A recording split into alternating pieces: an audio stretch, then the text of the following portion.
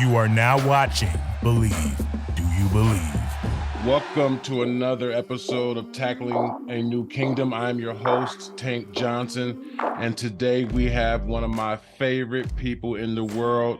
I'm not sure whether to call him an artist or an activist or an educator or a former first-round pick from the linebacker factory, Penn State. We got my brother Aaron Maybin in the house. Brother May, how you doing, family? I'm blessed, man. Blessed and highly favored, my brother. Thank you for having me. Man, it is truly an honor. As they all know by now, here at Tackling a New Kingdom, we tackle everything, man. We tackle it all. And today, for our current, tackling something current, we're going to tackle something about resources. Recently, we've seen our brother Marion Barber lose his life to an array of mental health issues. Let's have a conversation about what do we think the NFL is doing about putting an emphasis on creating those resources for players after they leave the game, and kind of what do you think about that right now?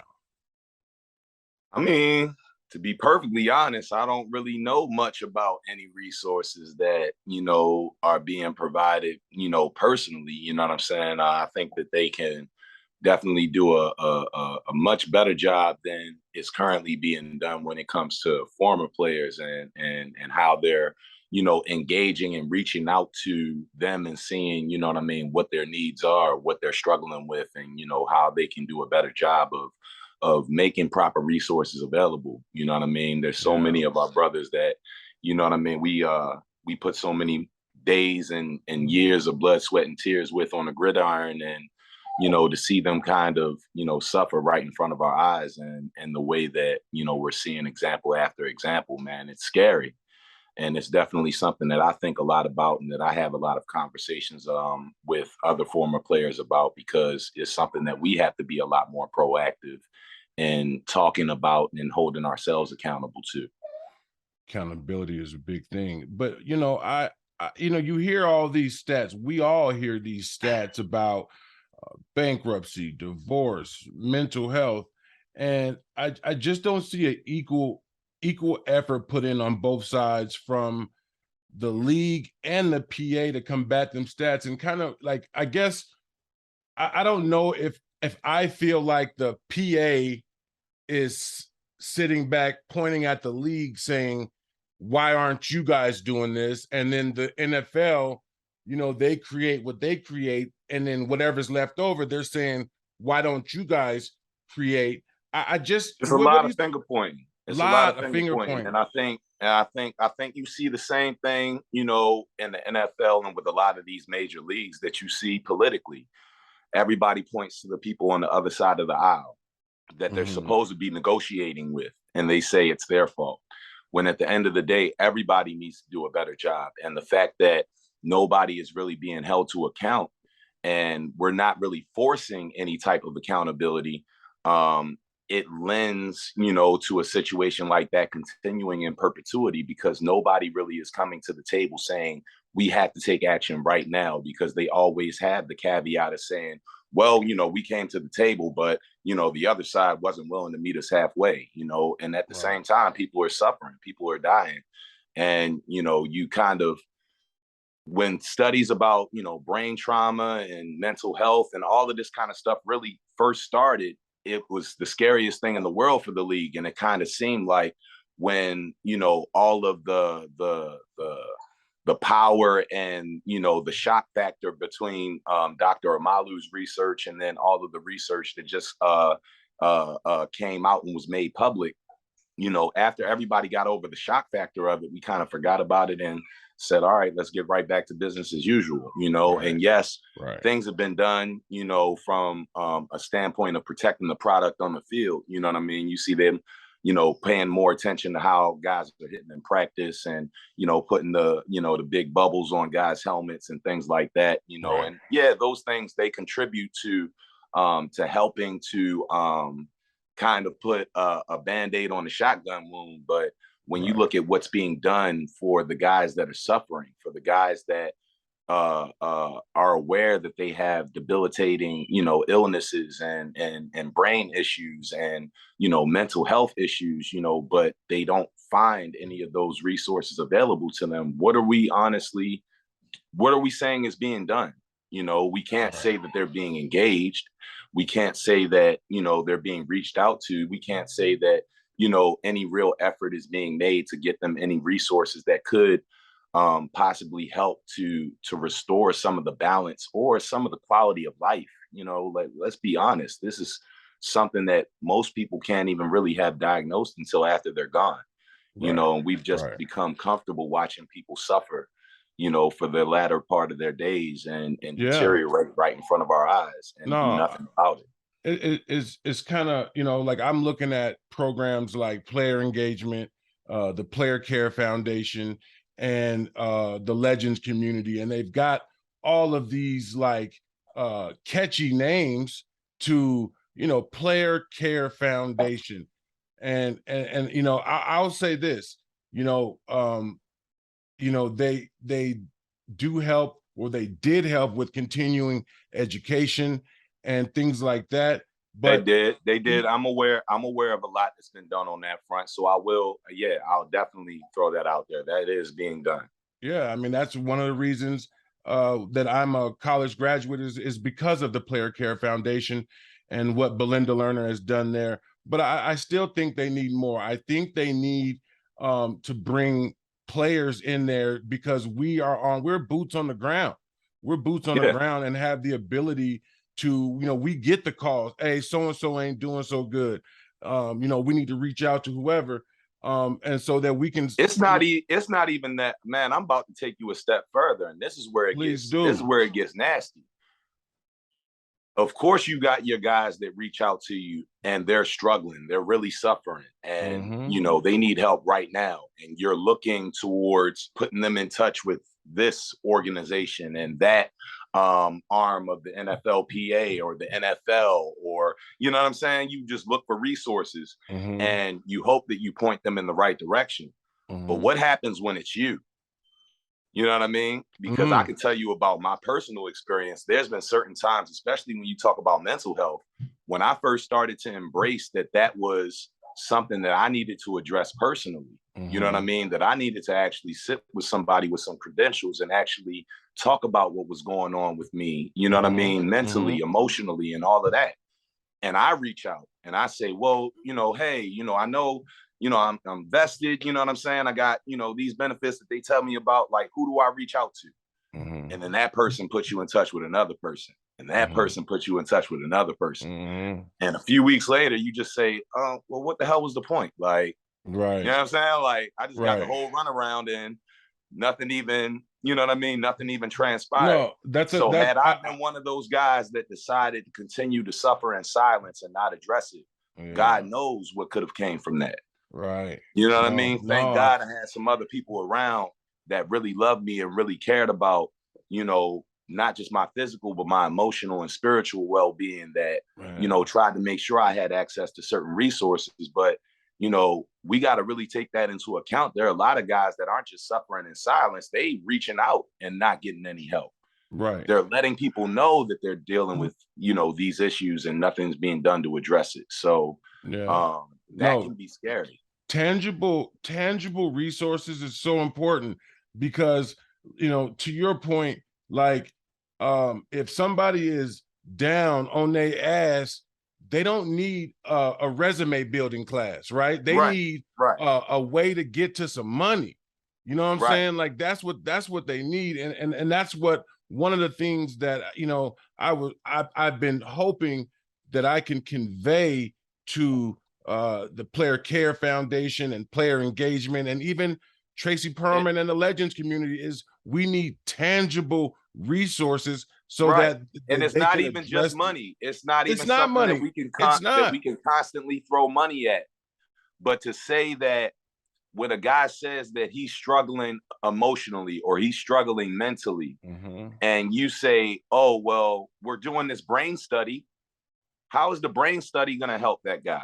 Not tangible. You know what I mean? That guy needs therapy. That guy needs, you know what I'm saying? That guy needs to talk to somebody in the mental health field. That guy needs to be able to actually figure out what's going on that's going to help him on the day-to-day. So when we talk about tangible things, we're not just talking about throwing finances at something, because what happens when you throw money at a guy and he doesn't know where to spend that money? He doesn't know who to take this money to that's going to help to fix the problem that I have. Sure. You know what I mean? And that's something that you see so many guys struggling with, and it manifests itself in so many different ways. You know what I mean? And, you know, you just get tired of seeing, you know, the daily cycle of stories of guys that, you know, have been struggling for a long time. And then finally, when it goes off the rails, it becomes a part of that 24-hour news cycle. But then even after the cycle, and after we publicly drag this man for whatever his misdeeds may be, what help are we getting him?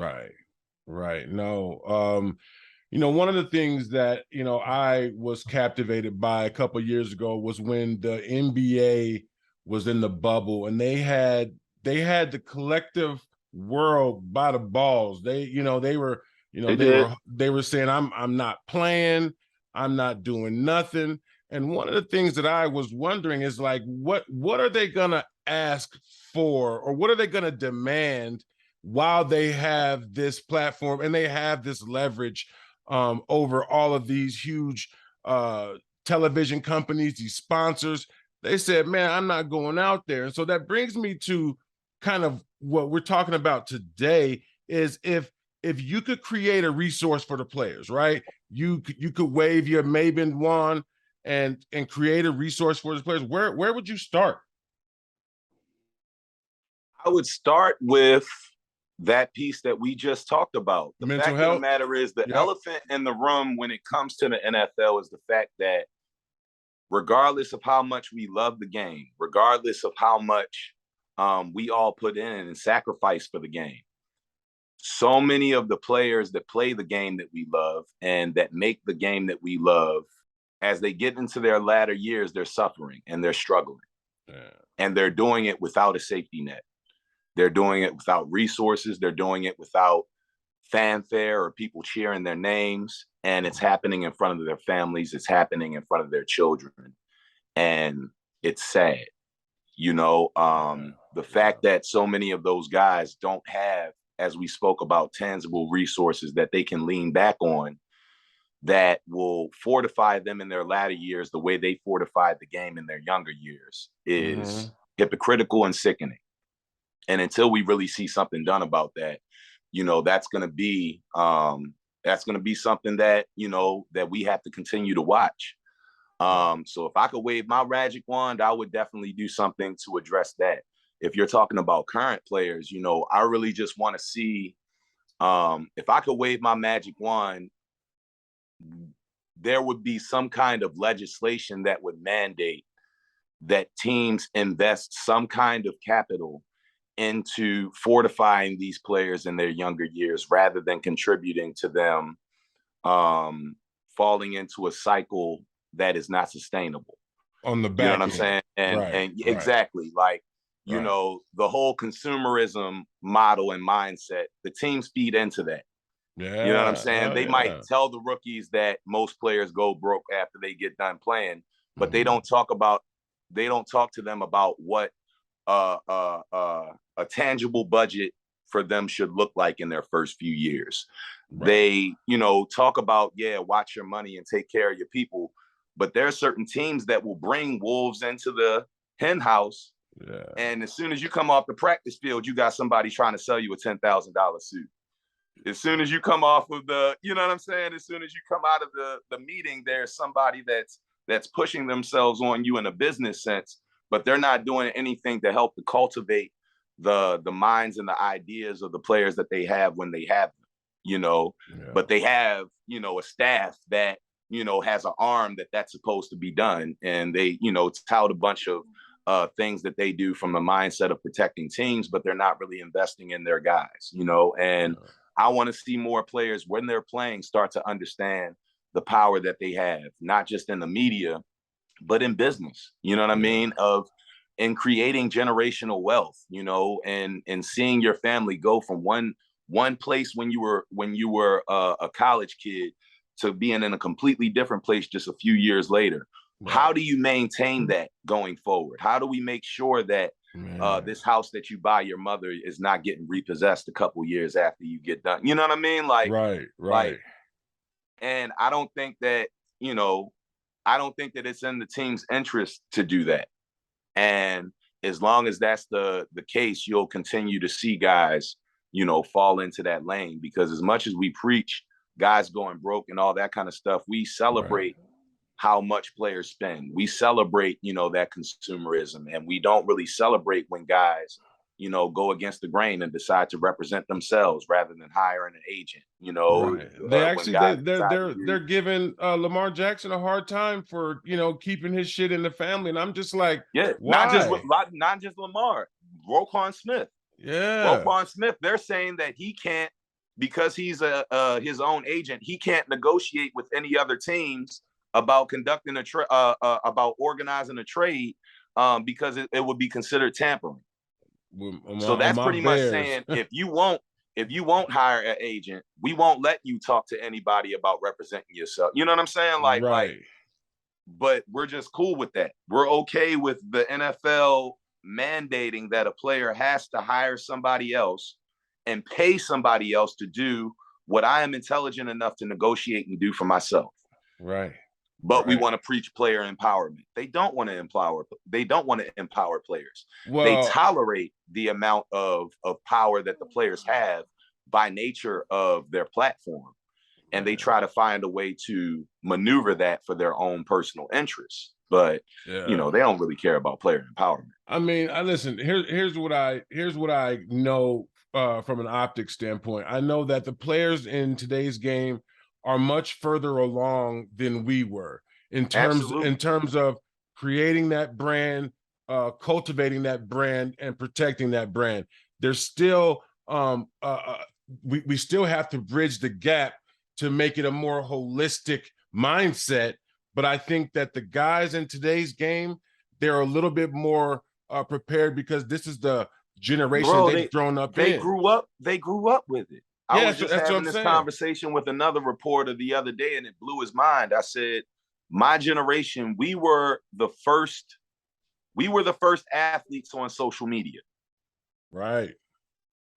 20 years from now, that's going to be like a big deal, like, because there will be athletics before social media and after social media, because everything changed with that, bro. A lot of us ran from that shit. No, and that's the thing. That's the thing. Everybody was running from it, and I was trying to learn it and figure it out, because I realized it wasn't going anywhere.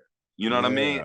And think about this. Before social media, the teams had all the power, all the control, the team and the media, right? Right. They controlled the narrative from inception to people ingesting it. You know what I'm saying? Like, they decided who got a chance to talk on the mic. They decided who got a chance to be in front of the cameras to represent the team. They decided whose stories would be told. And even once they decided whose stories would be told, they had people that they hired to tell us how to tell our own stories.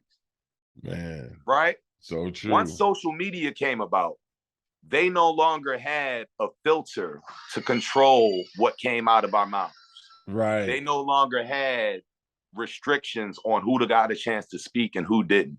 Right. Anybody that was on social media all of a sudden had a mic. Anybody that had that had a social media account automatically had a platform.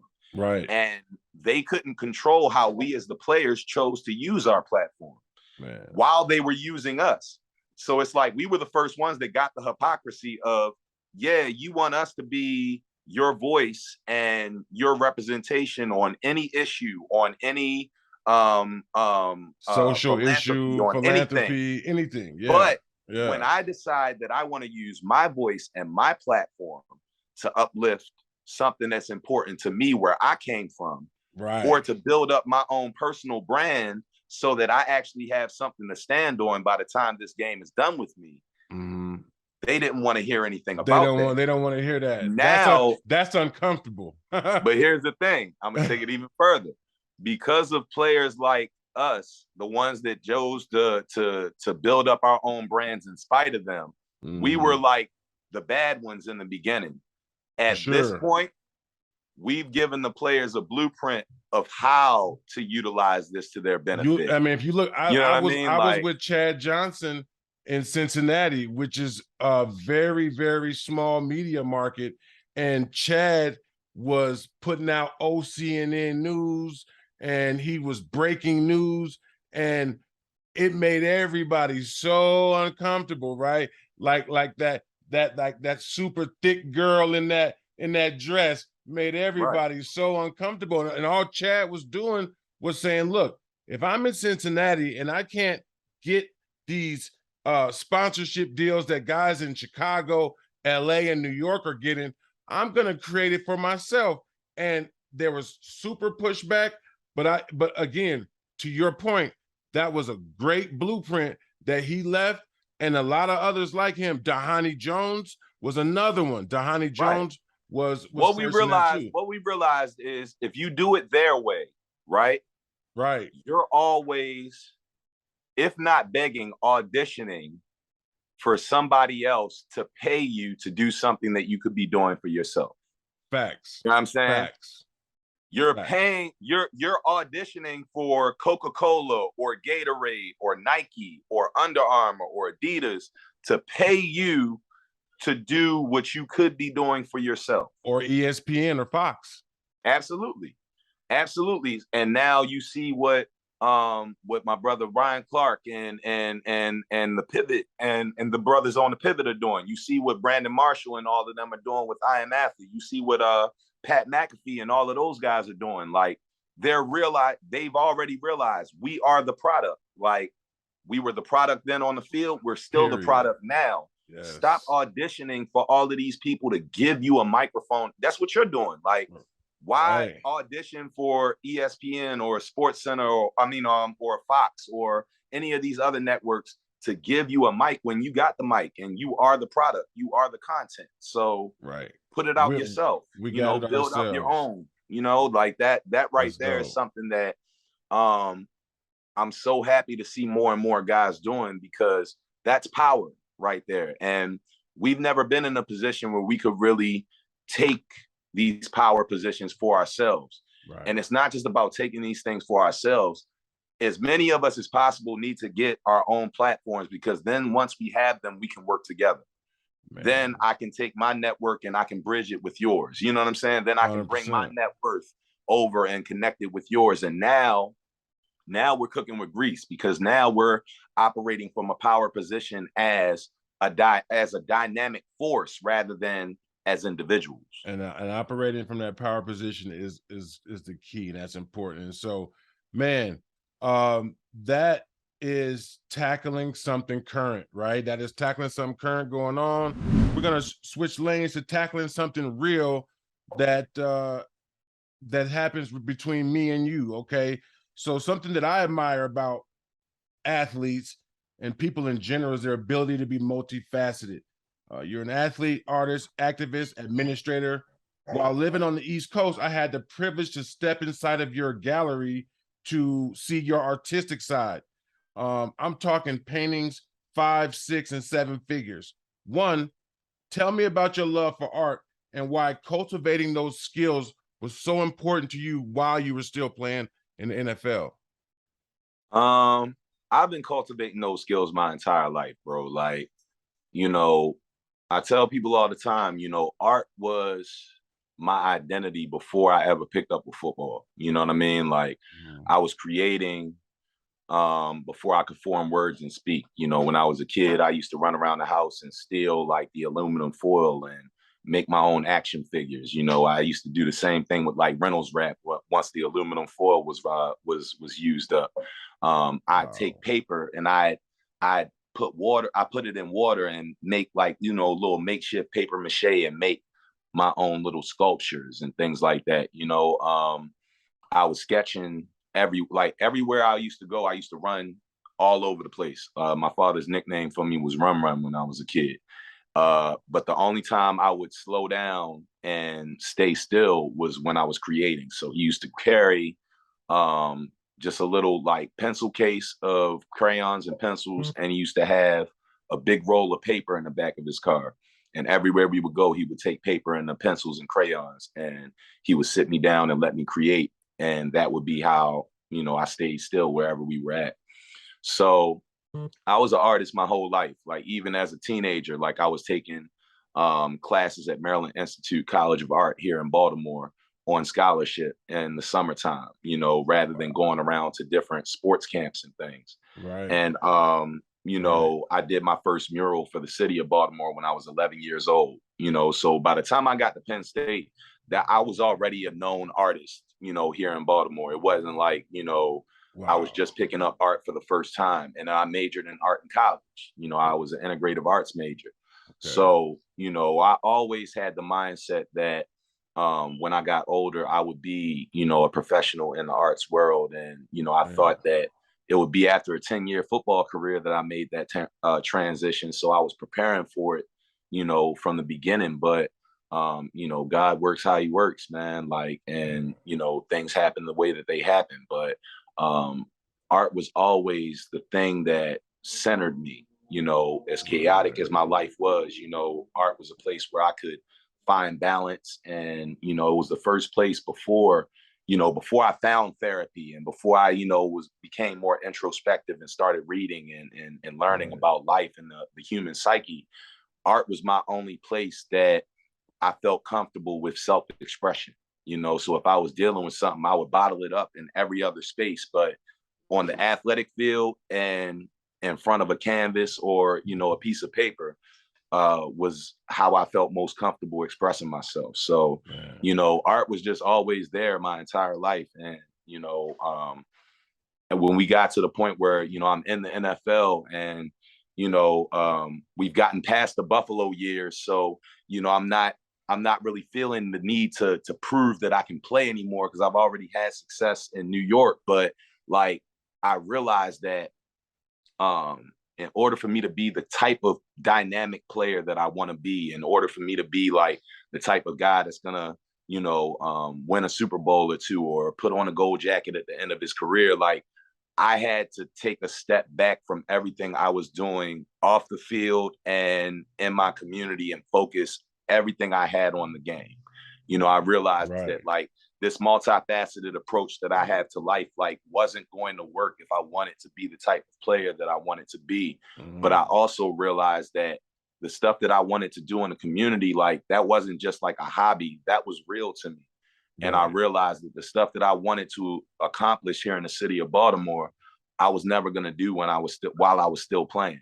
You know what I mean? So that's true. I had to figure out, you know, what was more important and what made the most sense to me as a man, you know, and that led to me deciding to walk away from the game to do this full time. You know what I'm saying? So don't get ahead of me. That's the part of my you go ahead. You're so smart.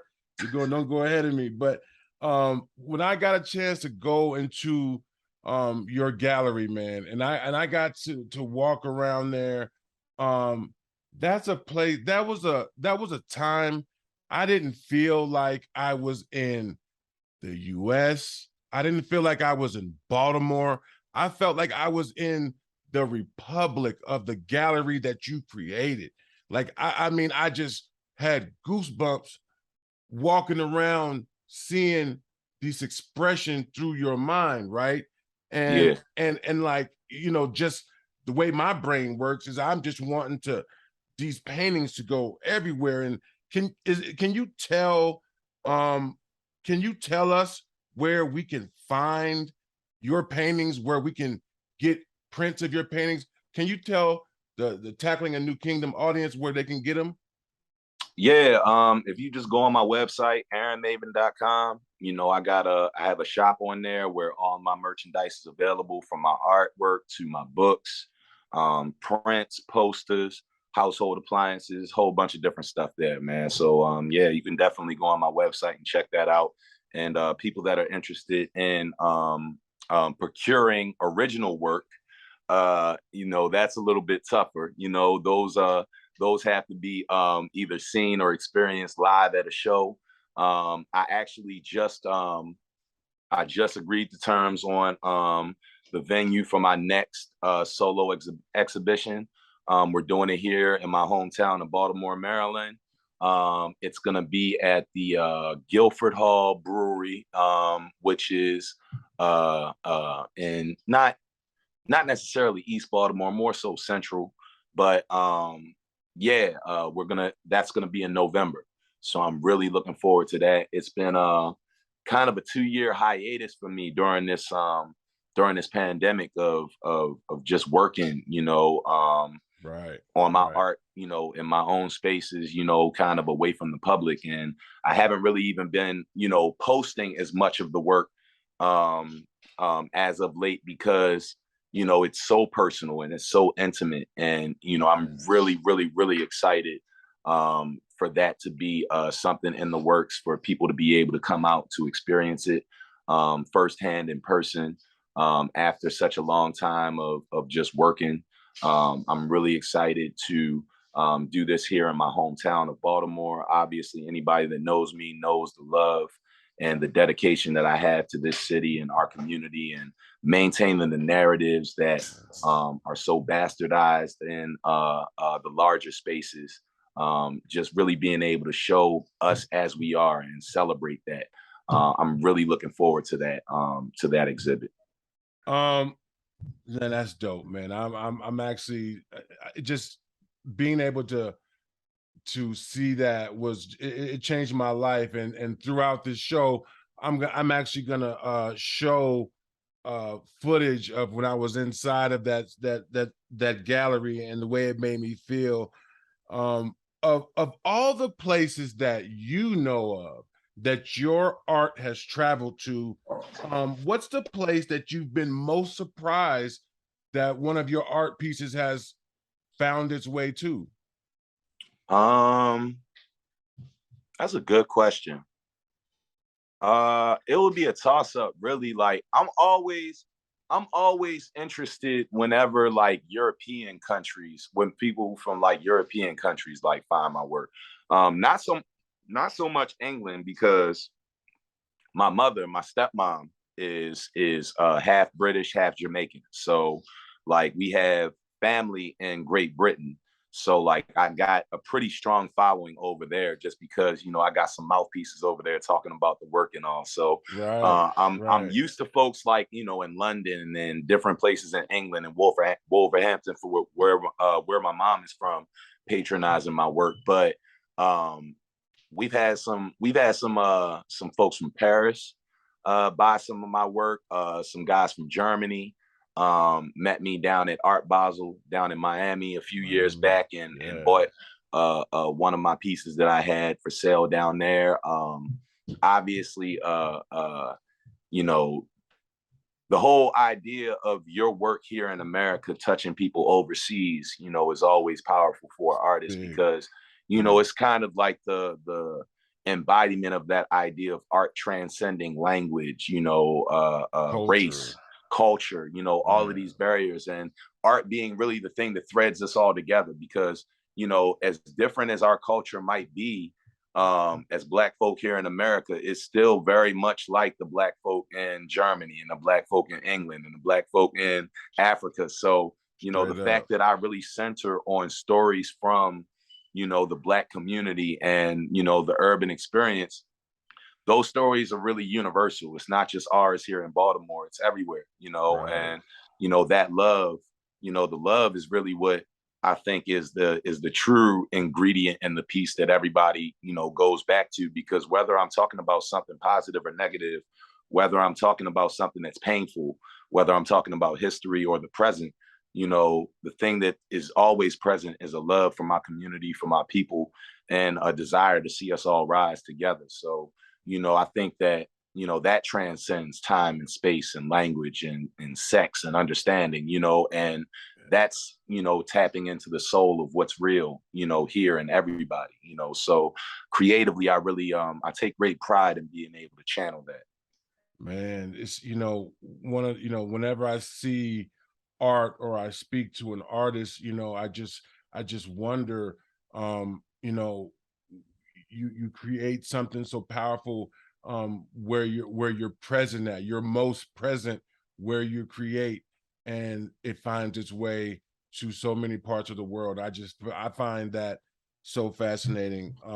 Man, thank you for tackling something real between you and I. And now we're going to get to an uncomfortable conversation, because I feel like it leads to a better perspective. As an activist, I know it's a thankless task, and you spend so much of your personal time trying to better Baltimore, better the US. What's the toughest part about activism? And I'll tell you why I ask. It's because it's easy to be an activist every couple years when the hot button shit happens, right? But when the news cycle changes and people move on, you're still plotting, you're still creating, and you're still working to make your environment better. Talk to me about that, man. Talk to me about why it's important for being an activist. I think in your question, you kind of brought out my answer a little bit. The fact that the toughest part about it is really the fact that every couple years there is a hot button issue that gets people galvanized around this idea of social change, right? When a situation like Freddie Gray happens here in Baltimore in 2015, when a situation like Breonna Taylor and George Floyd happens in 2020,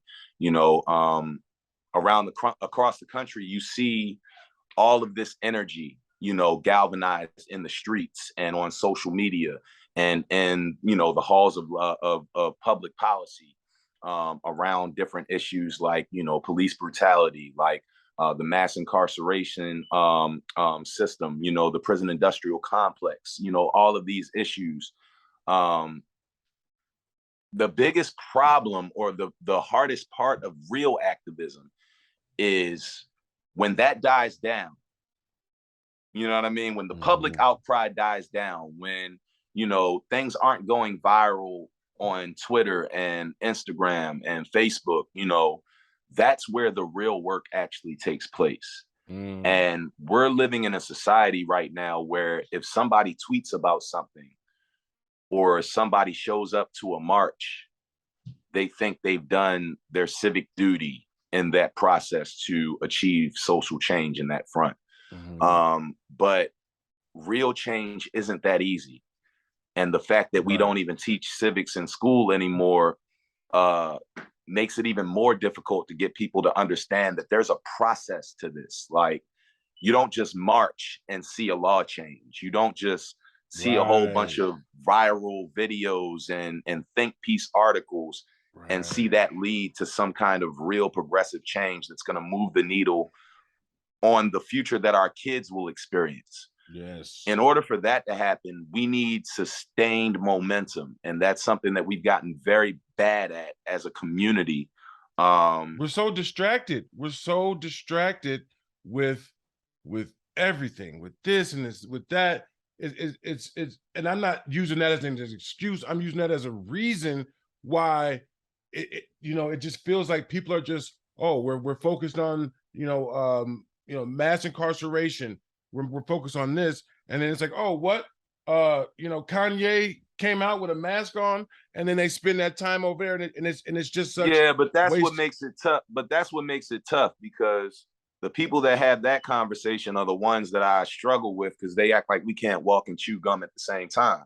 Right. You know what I mean? Like, I can be plugged in on what's going on, in pop culture, and understand what we're working towards in legislative policy, and know what's going on here in Baltimore on a local front, and know what's going on a federal level that is going to impact me, my children, my woman, my household. Like, these are all things that we are completely capable of. Like, but we don't hold each other accountable to that.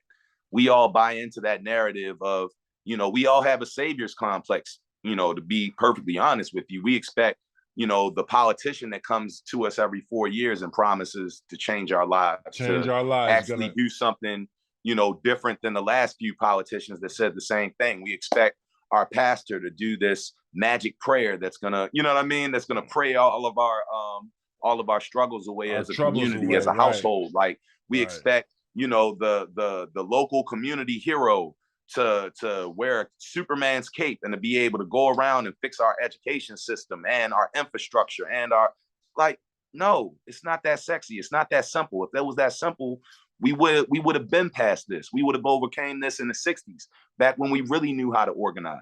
Right. You know what I mean? Like right now, we don't really know what it means to be organized. We don't know what it means to have a working relationship with our city council members and our senators, and you know what I mean? Like our judges and our school board and our, you know, like these are people who largely we elect to represent us, yet we don't know them. Yet they don't know us. Yet we, you know, we don't call their office and make complaints. We don't, you know what I'm saying? We don't do what we need to do as a collective body to work towards the goals that we say we want for our society. And that right there is the toughest part of the real work. Is the fact that when everybody else, you know, when everybody else is focused on something else, we still have to be focused on the task at hand. When everybody else has forgotten that our schools still lack infrastructure and funding and adequate curriculum, and our communities are still deteriorating, we lack, you know, resources to have stable communities and thriving households. You know, we can't be the type of people that every few years decide to address this issue and expect it to really change for the better. You know, we have to understand that in order for these things to change, we have to be the ones that change them. We have to take that personal responsibility upon ourselves. And that's something that isn't just reserved for the select few that choose to call themselves activists. Like, I resent people putting me up on pedestals for that reason. You know, I don't want you putting me up on a pedestal, because deep down that pretty much tells you that it's my responsibility instead of yours to work towards change in this area. No, like it's all of our responsibility. All of us. No, exactly. No, nobody's coming to save us. No, you know, that's one of the things that I find so fascinating about you as a man. Not only were you one of the greatest athletes of this generation, like real shit. And I know it's embarrassing for me to say that, but I mean, real talk. But I watch how the news cycle changed, the wind blows, and you know, I watch you continuing to be boots on the ground and to fight for your city, fight for your community, and do it with so many like-minded people. And that's why I felt it was important to get you on Tackling a New Kingdom, because I want to magnify that, right? I want to do like a little bit of my part to magnify the challenges, but also the successes that you've built brick by brick, and it's real, I appreciate that, bro. I appreciate you recognizing that, you know, because some people, like, you know, it's funny. Some people, when they first meet you, they think, oh, this is something that you've been doing, you know, for a year or two.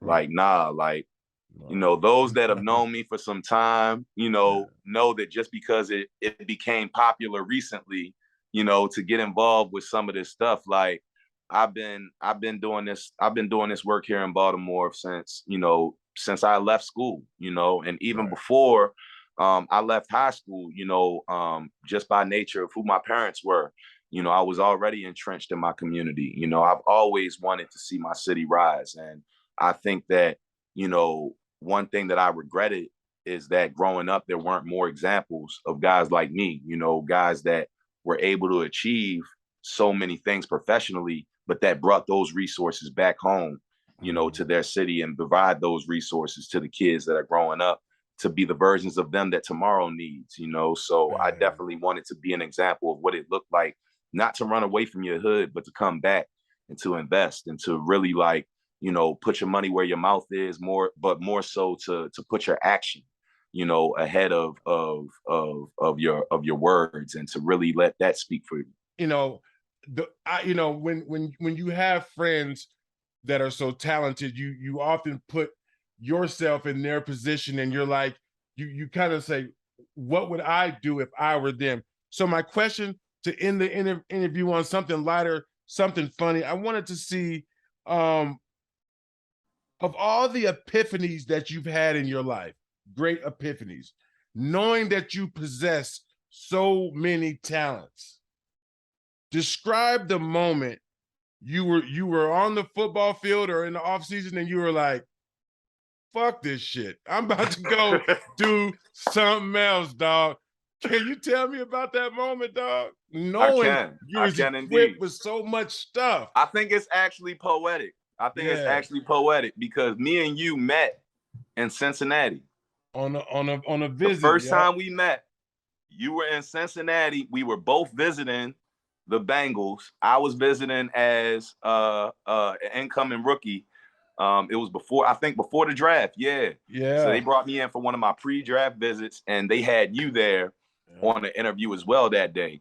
Yeah. And I think me and you were together for a few hours that day, and that was when we really got cool. Yeah. What? They didn't end up drafting me. That I was drafted by Buffalo, obviously, but later on, after I was in New York, after I had gotten released from the Jets, I was kind of in that position of, seeing what was going to be the next team that I went to, and I hadn't visited any teams, but I was talking to a few, and I just kind of wanted to, get a mindset of the coaching staff, the scheme that they would be running, kind of what they would be asking of me. I wanted to make sure I was going to go to a space that was going to allow me to show the skills that I felt like, exemplified who I was as an athlete. And the person that I ended up getting a call from that convinced me was Marvin Lewis. He called me. I was down in Miami, and we had about an hour and a half long conversation just about what they were trying to do as a team, and kind of the role that he saw me having within that organization. I had just left New York and had some success there, but wasn't really in a position where I could really thrive, from a standpoint of being the feature pass rusher, having all of this, all of the responsibilities that, fit what I did well. And I thought that could be the case in Cincinnati. So I decided, all right, I'm going to be a Bengal, man. Like, I'm going up there, like, finally get a chance to work with Marvin Lewis. Like, I was a huge fan of his from back in his Baltimore days, as the Ravens defensive coordinator. Right. So I was really excited about that. And then about not even 2 weeks, about 8 days later, they signed James Harrison. So I said, I said, that's interesting. Like, and nowhere in this conversation that we were having did he mention bringing in, future Hall of Fame, pass rusher that does everything that I do well, but at a Hall of Fame level. You know what I'm saying? Right. So I'm like, okay. Now I'm thinking, now I'm even getting creative. I'm like, maybe they just going all in on defense.